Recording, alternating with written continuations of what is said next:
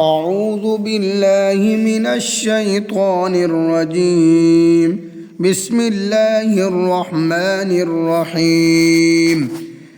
تبارك الذي بيده الملك وهو على كل شيء قدير، الذي خلق الموت والحياة ليبلوكم أيكم أحسن عملا وهو العزيز الغفور، الذي خلق 7 سماوات طباقا ما ترى في خلق الرحمن من تفاوت فارجع البصر هل ترى من فطور ثم ارجع البصر كرتين ينقلب إليك البصر خاسئا وهو حسير، ولقد زينا السماء الدنيا بمصابيح وجعلناها رجوما للشياطين وأعتدنا لهم عذاب السعير، وللذين كفروا بربهم عذاب جهنم وبئس المصير. إذا ألقوا فيها سمعوا لها شهيقا وهي تفور تكاد تميز من الغيظ كلما ألقي فيها فوج سألهم خزنتها ألم يأتكم نذير قالوا بلى قد جاءنا نذير فكذبنا وقلنا ما نزل الله من شيء إن أنتم إلا في ضلال كبير.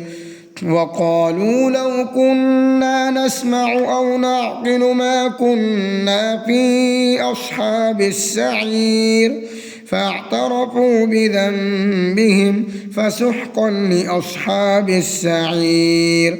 إن الذين يخشون ربهم بالغيب لهم مغفرة وأجر كبير. وأسروا قولكم أو اجهروا به إنه عليم بذات الصدور. ألا يعلم من خلق وهو اللطيف الخبير. هو الذي جعل لكم الأرض ذلولا فامشوا في مناكبها وكلوا من رزقه وإليه النشور. أأمنتم من في السماء أن يخسف بكم الأرض فإذا هي تمور أم أمنتم من في السماء أن يرسل عليكم حاصبا فستعلمون كيف نذير. ولقد كذب الذين من قبلهم فكيف كان نكير. أولم يروا إلى الطير فوقهم صافات ويقبضن ما يمسكهن إلا الرحمن إنه بكل شيء بصير.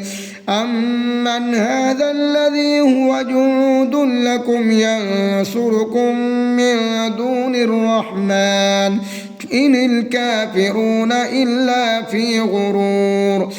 أمن هذا الذي يرزقكم إن أمسك رزقه بل لجوا في عتو ونفور. أفمن يمشي مكبا على وجهه أهدى أمن